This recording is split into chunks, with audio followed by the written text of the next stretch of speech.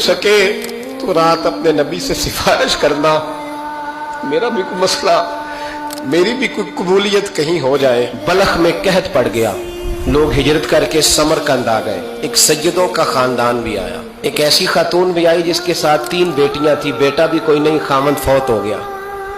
मस्जिद के साथ मेहमान खाने बने होते थे, वहां उसने बच्चों को ठहराया और निकली समरकंद में कि कोई आदमी मिल जाए। तो वो सेठ साहब, चौधरी साहब कहने लगे, मुझे कैसे पता चलेगा तू सैयद है? मुझे बताओ, किसी को चौक में खड़ा करके कहा जाए, बताओ तू कौन होता है? उस शख्स का क्या असर होता है, क्या हाल होता है? कहा कैसे पता चलेगा? तो सैयदजादी ने अपना पल्लू खोला और अपने आंसू दोनों आंखों से साफ किए, तो कहने लगी, अल्लाह तेरा भला करे, मैं साबित नहीं कर सकती कि मैं हुजूर का खानदान, मेरे पास कोई दलील नहीं, मैं नहीं बता सकती। चल ठीक है, चली गई। किसी ने बताया कि यहाँ एक यहूदी भी रहता है, वो बड़ा सखी है, या आतिश परस्त है, या पारसी है काफिर गैर, सखी बड़ा है। उसके पास गई, बैठी रही, लोग बैठे थे, जब चले गए तो करीब गई, कहने लगी, मजबूर हूं, परेशान हूं, गरीब नहीं हूं। कहने लगा, बीबी तुझे कभी देखा नहीं, समरकंद की इतनी आबादी नहीं, मैं सारे शहर, तू कौन है? तो कहने लगी, तारफ ना ही पूछे तो अच्छा है। उसने कहा, चलो अगर पता चल जाए तो। कहने लगी, मैं मुसलमानों के नबी की औलाद हूं, मुसलमानों। उसने कहा, पैगंबर खुदा की औलाद? उठ के खड़ा हो गया, बीबी को साथ लिया, घर गया। कहने लगा, जो साफ सुथरा कमरा है ना, उसे फिर धो डालो, एक दफा फिर धो डालो। कमरा धुलाया, साफ कराया।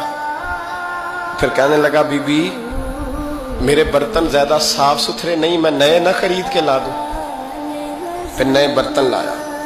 फिर अपने बच्चों से कहने लगा, ऊंचा ना बोलना कि सैयदा फातिमा की शहजादियां आई, यहाँ कोई शख्स ऊंची बात ना करे।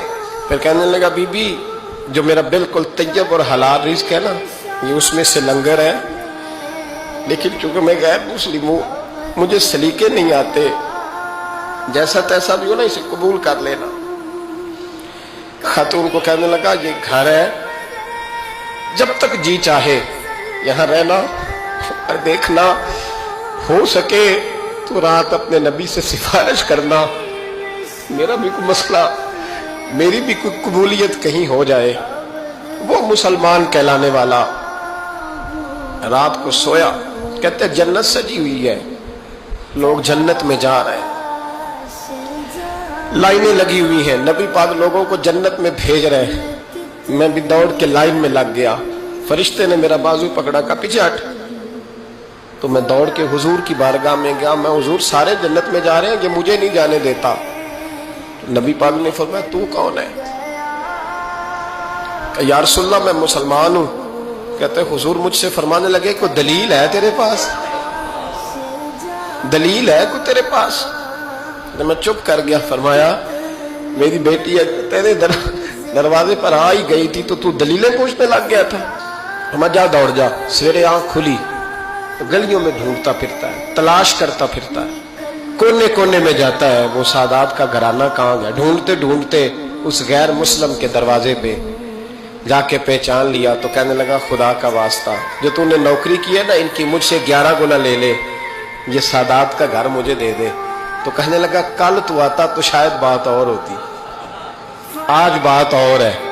उसने कहा, मेहरबानी कर। कहा, नहीं, कल तू आता तो मामला और था, आज मामला आज और है, रंग बदल गया है, हालात तब्दील हो गए हैं, अब तू देख ताक के आया, जा दौड़ जा।